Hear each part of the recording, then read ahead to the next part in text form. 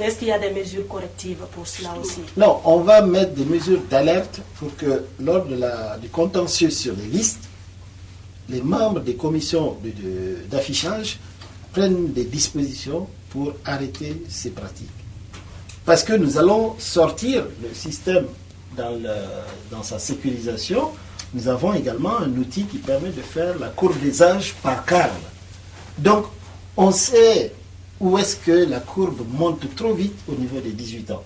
Est-ce que vous soupçonnez déjà des partis politiques? Non, ce n'est pas des partis, ce sont des pratiques individuelles. Il n'y a pas un parti qui ait donné des consignes dans ce sens. Parce que les partis sont membres de la CENI. Mais non, oui, ils sont membres des cadres, surtout. Oui, et là, ils ne jouent pas leur rôle. Donc, et de la CENI... Et ils sont représentés aussi à la CENI. Non, il n'y a plus de membres de partis politiques à la CENI. Tous, là, c'est vous qui le dites. Hein. Tous vous le disent. Essayez d'interpeller n'importe quel commissaire. Aujourd'hui, les choses ont totalement changé. La prise de conscience est très nette. Nous sommes des commissaires de la République. Nous ne sommes plus représentants de tel ou tel parti politique, que ce soit clair. Vous voulez dire que c'est une CENI technique alors? C'est une CENI, non, c'est technique si vous voulez. Elle est à la fois politique parce que nous aimons. Avant le 30 juin, nous sommes techniques. Avant le 30 juin, on a écouté des commissaires quand même qui haussaient le ton. Oui, mais ça c'était passager. Mais vous rassurez les populations de la Guinée forestière qu'ils seront aussi... C'est pas toute la Guinée forestière qui a Zérekouré notamment et Beila. Voilà, nous prenons des dispositions pour voir dans quelles conditions on va pouvoir rattraper ces retards d'enrôlement.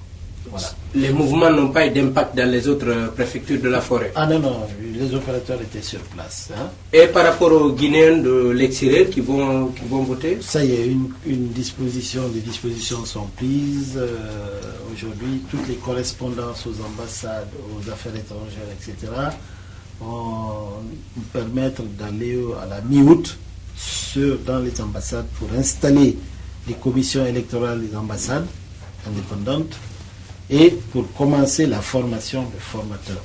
Et il n'y a pas de révision de prévue? Parce qu'il y a des gens qui avaient voté quand même avec les récépissés. Non, il n'y a pas de révision prévue. Est-ce que vous êtes sûr aujourd'hui de pouvoir respecter le chronogramme? Ah, absolument.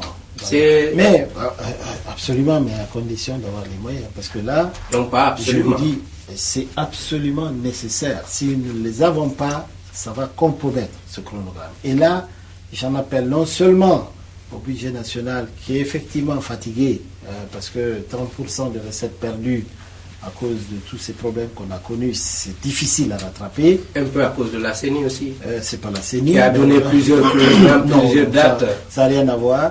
Donc on a aujourd'hui à peu près 30% du budget qui n'est pas disponible immédiatement. Mais il faut rappeler que les partenaires techniques et financiers se sont vraiment impliqués et nous l'avons souligné et on les a félicités. Parce que vraiment, ils ont aidé à la construction de ce dialogue. Ils ont été co-signataires. À ce titre, ils ont annoncé des participations très fortes parce qu'il y a des opérations qui ont été directement adressées par les conclusions du dialogue qu'ils ont signées. Il faut qu'ils participent aujourd'hui. Malheureusement, ça tombe effectivement dans une période où leurs décideurs sont en vacances. Mais qu'à cela ne tienne, je pense qu'ils ont des procédures exceptionnelles pour pouvoir mettre les fonds à disposition de la CENI. Qu'ils les gèrent, les fonds. Nous, on ne veut même pas y toucher, mais seulement quand on a à déclencher une opération, il ne faut pas qu'on court après les moyens financiers. Il faut que les conditions financières soient réunies avant de déployer des équipes. Parlant de gestion. Parce que, vous savez, il y a tous les problèmes que vous voyez là, sont des problèmes liés à l'absence de moyens financiers, parce que nous avons été obligés de tirer les fonds de caisse de la trésorerie, de la CENI, pour arriver à ces résultats. Si on avait eu les moyens avant, je vous assure qu'il y aurait eu 100% de kits fonctionnels. Justement, parlant de moyens, certains partenaires, en tout cas, estimaient que d'abord l'État guinéen n'a pas donné sa quote-part, et ensuite, il y a des opérations au niveau de la CENI qui ne sont pas bien comprises au niveau des bailleurs de fonds. Et on a constaté que vous-même, vous avez réduit votre budget. Ce n'est pas nous qui l'avons réduit. Alors, et qui l'a réduit? Comment il a été réduit? Non, je veux dire, il ne faut pas déplacer les problèmes. Vous dites que l'État n'a pas dégagé sa quote-part. Alors, c'est là encore le lieu de faire des précisions. depuis 2011, avec vous dites que c'est la CENI, c'est pas la CENI. Non, je dis c'est aussi la CENI. Voilà, alors c'est aussi la CENI, c'est Voilà. multiples reports. Nous en sommes à plus de 300 milliards de francs guinéens dépensés, sur lesquels le budget national a contribué à hauteur de 54%. Jusqu'à présent, l'ensemble du processus que vous avez vu, les multiples révisions, etc. Hein, Mais souvent, vous l'avez fait à tort parce Donc, qu'on savait que pas les fait- élections non, n'étaient du pas tout. tenables. Pas du tout. On était dans un chronogramme. Donc, on a pris 54, le budget national a pris 54% de cette masse. Je vais vous donner des chiffres quand même. Parce que dans la sous-région, vous avez entre le Mali, le Ghana, le Kenya, qui est un peu plus loin bien sûr, on peut compter entre 17 et 24 dollars par électeur dans ces pays. Le Mali à côté, c'est à peu près 22 dollars par électeur. Au Mali, en Guinée, vous savez combien c'est? On n'atteint même pas les 9 dollars. Or, tous ces pays qui sont plus ou moins en crise, aujourd'hui, si eux ont bénéficié, la Guinée est une plaque tournante. Dieu merci, il n'y a pas eu de crise majeure. Il faut prévenir ces crises. Donc, je veux dire, il faut avoir une volonté d'accompagner massivement pour qu'on asseye définitivement la paix dans le pays. Donc, c'est un appel que je fais à tout le monde, à tous les leaders de partis politiques qui savent faire du lobby, pour qu'ils expliquent que la Guinée a besoin d'un coup de pouce pour pouvoir réussir cette phase extrêmement importante de sa vie. C'est capital qu'on ait les moyens aujourd'hui de faire ces élections. Si aujourd'hui, je déclenche par exemple l'opération d'affichage provisoire et de correction, il faudrait que maintenant les fonds soient disponibles. Si je réfléchis à la centralisation des résultats rapides, pour que tout le monde les voit tomber en même temps, là, à la CENI ou à la maison de la presse. Parce que c'est ça, on va vers ça, une transparence totale.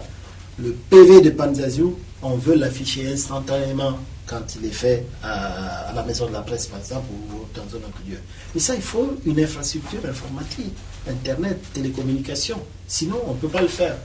Mais si on attend la dernière minute pour les mettre en place, ça va être une catastrophe. Mais est-ce que quelque part aussi les bailleurs n'attendent pas de vous voir véritablement à l'œuvre pour vous donner l'argent?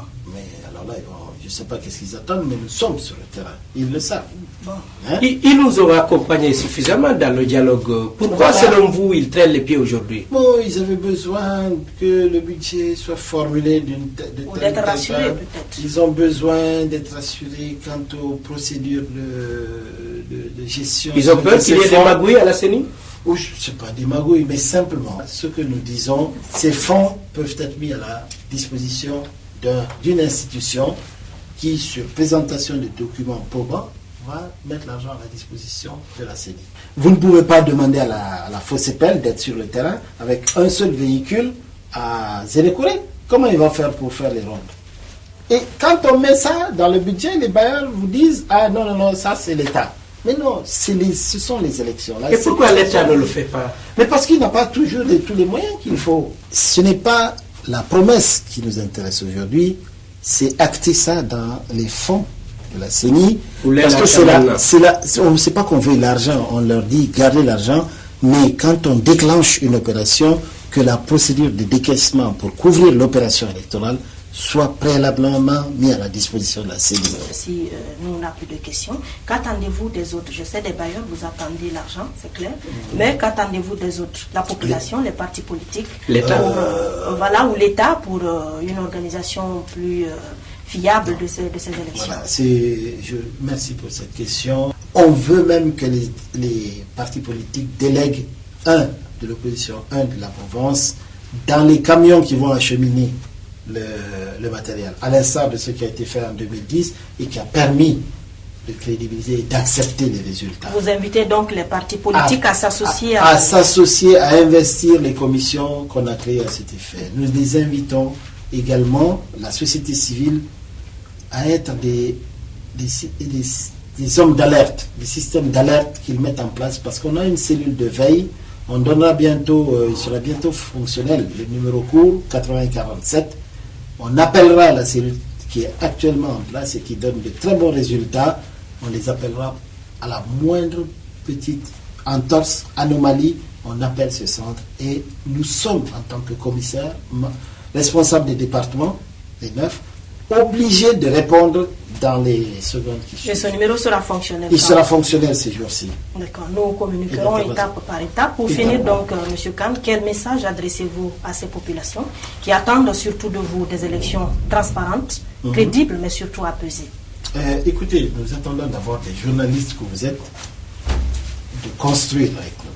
Ceux qui n'ont jamais eu un récépissé, qui ne sont jamais passés devant un kit, on leur demande de venir s'enrôler pour pouvoir participer à cette grande fête qu'on va organiser le 24. C'est pour les étapes suivantes. Pour le 24.